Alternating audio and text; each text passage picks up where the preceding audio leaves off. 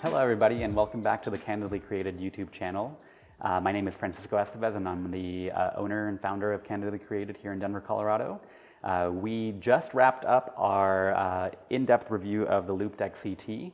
So if you're just tuning in, make sure to check that out first. And what we're going to do now is we're going to do a quick video on a side-by-side comparison on editing with the LoupeDeck and editing without the LoupeDeck. So we have two photos for you today, one from a studio shoot that we did on location at a school, and we have one from a location shoot that we did at Cheeseman Park here in Denver, Colorado. So we're going to do like a little side-by-side comparison to see how the LoupeDeck really integrates into our workflow and how it can speed things up for us here in our studio. So we're going to start with the studio portrait here, and we're going to use things that we've already preset on our LoupeDeck to help us.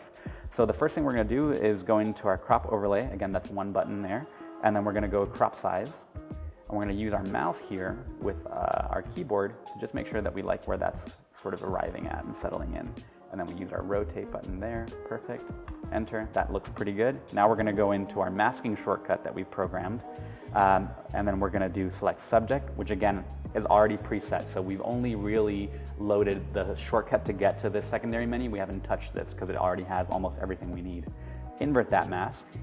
And now we're going to be working on editing the background with the tools that we've already preset here on our LoupeDeck. So we're going to reduce the clarity, again, getting rid of some of those blemishes, reduce the texture, getting rid of some of those blemishes even more. And then the dehaze tool really helps sort of almost overexpose that background, so it gets to a nice, clean, almost fully white light. And there you have it. You know, it took a few seconds, probably a little bit more because I talked to you about it, but really, really quick. So we're going to make a virtual copy here of this.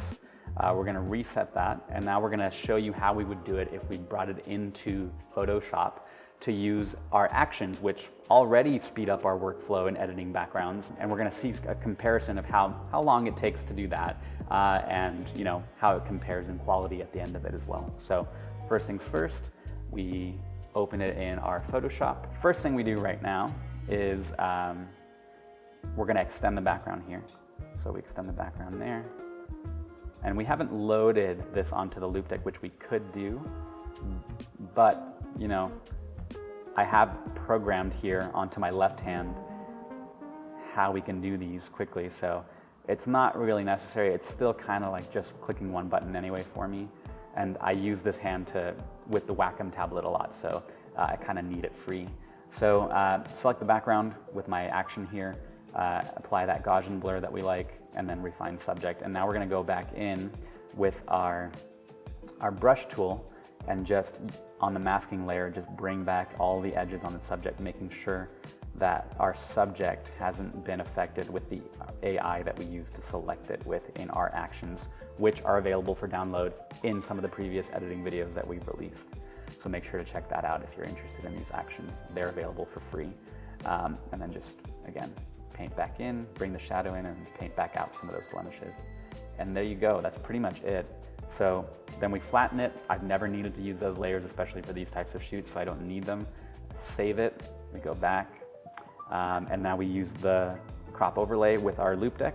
I'm still gonna use it here because it's super fast anyways. So we go in there, and then maybe manually rotate, go there. Good, and then that's pretty much it. So there you have it. So now let me click both of them, and this one over here was edited with Photoshop, and this one over here was edited with just the LoupeDeck presets that we have. So you know, it does a pretty good job, guys, either way that you look at it. But you know, the actions in Photoshop helped speed things along. That would have been a longer process if we didn't have those actions on the right hand side.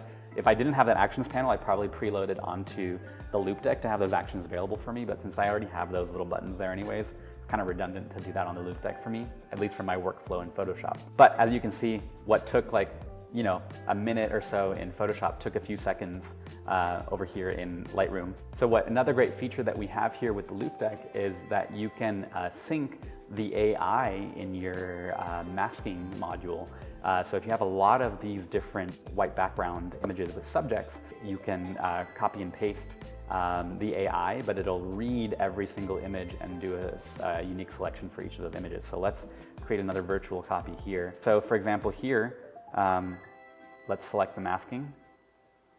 So we copy that, and then with a touch of a button here, we're able to paste all of that, and the AI has copied and pasted. Obviously this is the same image, but if we needed to copy and paste a different AI, it would do that process again for that specific image and copy and paste the masking settings. So that's been super helpful as well.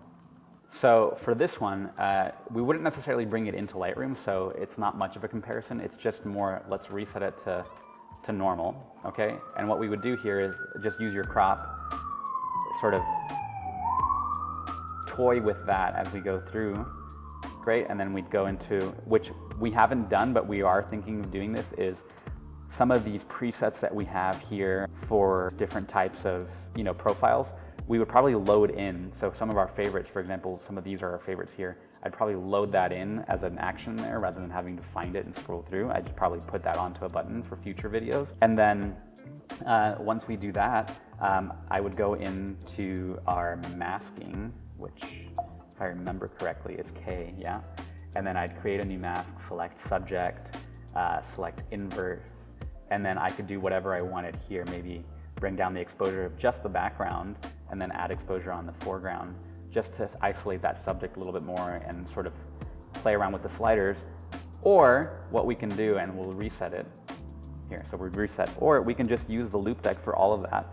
Go into overlay, zoom, crop in a little bit, rotate quickly, just center the image, enter, go into masking with our shortcut, select subject, invert that mask, and then with our presets here that we've already preloaded, we can just do the same thing, but with our sliders, change the temperature if we wanted to, and you can preset this based on what you want. And this opens up the sliders in that specific masking module. So that's been really great. Change the contrast, et cetera, et cetera.